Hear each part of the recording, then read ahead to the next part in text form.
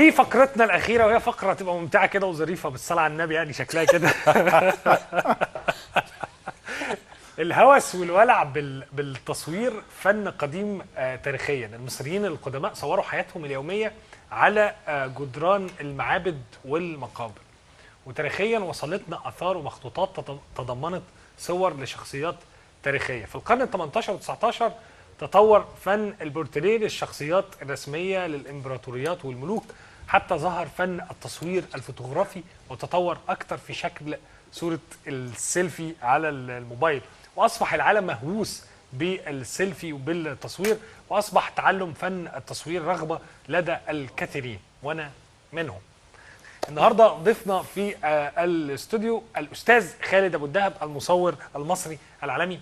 مرحبا بيك يا استاذ خالد. الله يخليك، ميرسي يا خالد على منور. الموضوع الجميله دي. صباح الخير عليك يا خالد. اهلا وسهلا بيك. طيب خالد، انت مبدئيا يعني ابتديت ازاي؟ سريعا برضو تقول لنا كده جزئيه عن حياتك، وبعدين انت بتدرب حاليا وبتدرب سيلفي زي ما كان خالد بيقول في الخبر، ده جديد يعني تدرب الناس ازاي تاخد سيلفي، ده جديد. وكمان حصلت على جائزه اولى في التصوير الفوتوغرافي، فسريعا برضو احكي لنا عن الموضوع ده. طيب ده كتير قوي. يعني شوف انت عايز تبدا منين. اوكي فاين. هنبتدي من البدايه. هو انا يعني كنت بحب التصوير من زمان كهوايه، يعني لغايه الجامعه ابتديت اشتغل في الاعلانات فحبيت التصوير اكتر. عرفت الموضوع في حاجه اسمها كاميرا وكاميرا محترفه وكده، لغايه ما سمحت لي الفرصه ان انا احتك مصورين عالميين، فعرفت ان انا مش اهم حاجه في التصوير خالص بقى. بعد ساعتها كنت مستوى يعني الناس اللي حواليا بيقولوا عليه ان هو كويس، فابتديت بقى اتتبع خطاهم، يعني هم فين واتعلم منهم. هنا ابتديت فعلا يبقى عندي قرار ان انا احترف التصوير. سمحت الظروف بعد فتره 8 سنين من الموضوع ده بتعلم بقى تعليم محترف، ان انا افتح شركتي في التصوير. اشتغلت كمصور محترف في دبي يعني. وبعدين التفت لموضوع التعليم، جه بالصدفه يعني. صديقه ليا بتقول لي انا عايزه اتعلم، طبعا معيش وقت يعني.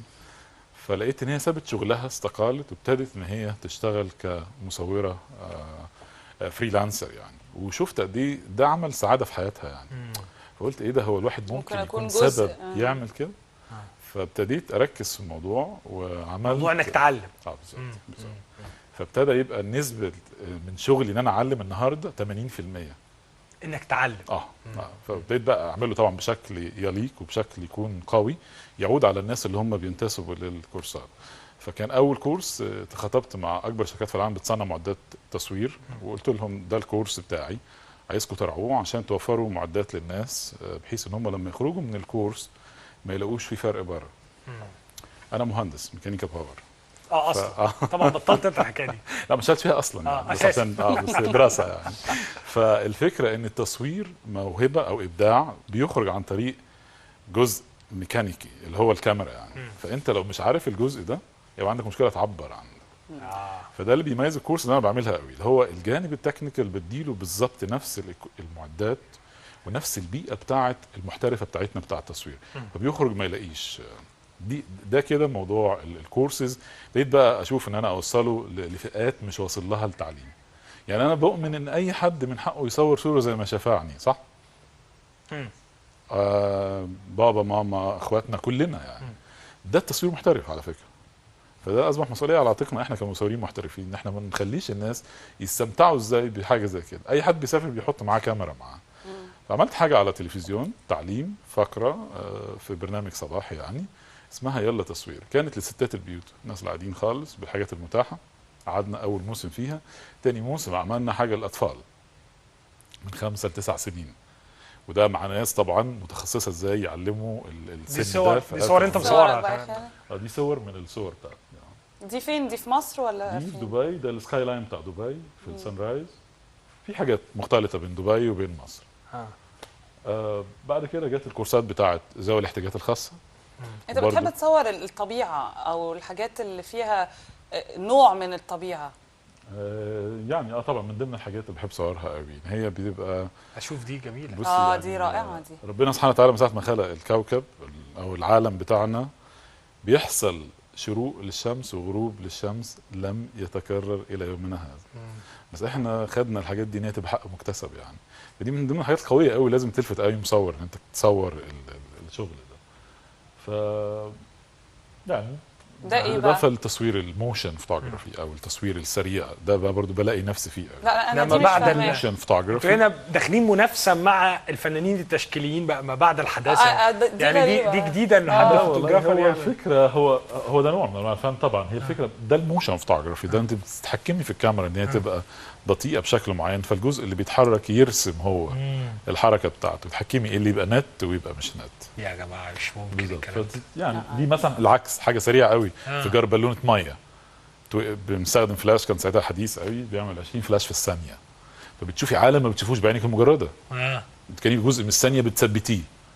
اوكي دي الوان يعني دي مثلا حاجه زي الموشن فوتوغرافي. نعم. دي بالليل في لندن، فانت يعني تحاولي تستخدميه عشان تعرضي بره صورك وتفوزي بجوائز، مش بتديهم صوره ستيل كده شاط لازم يعني يكون فيها لازم طبعاً. فيها جزء طبعا فن كبير يعني. بس ده على نطاق الكورسات. نطاق الجوائز اخر حاجه انت اتكلمتي فيها اللي هي الجائزه الاولى في التصوير الفوتوغرافي، ده كان في ده كان في لندن مشاركتك بينالي في 2015 من كام شهر، في شهر فبراير بالظبط. دي في تشيلسي اولد تاون هول، دي كان اخر مشاركه ليا في بينالي لندن، بيعتبر من اهم الاحداث الفنيه في العالم. وكان ده الفيديو بتاع تسليم الجائزه بالظبط.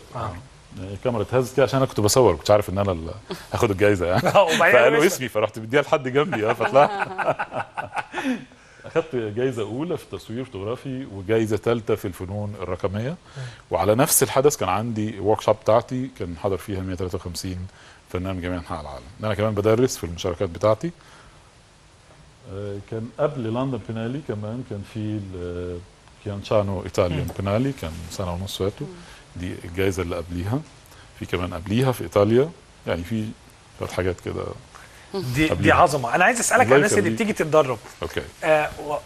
ولا اسال عن الايديتنج؟ مش عارف. اسال على الاثنين. تعال على الناس اللي بتيجي تتدرب ونتكلم. الاول خلينا في الناس اللي بتيجي تتدرب. الناس اللي بتيجي تتدرب بيبقى كل واحد عنده دوافع خاصه بيه ولا كلهم بيجوا لك بنفس الحاله انه؟ لا، كل واحد عنده دافع. في ناس بتيجي اوريدي، يعني مش عايز اقول لك يعني هو الموضوع بقى شخصي قوي، يعني في ناس جايه زهقانه من الحياه اصلا. هو عايز يعمل حاجه جديده، عنده رتابه وملل في حياته. عايز في واحد عايز بس ينبسط ان هو يصور الصوره زي ما هو شايف. في واحد عايز يشتغل في التصوير. في واحد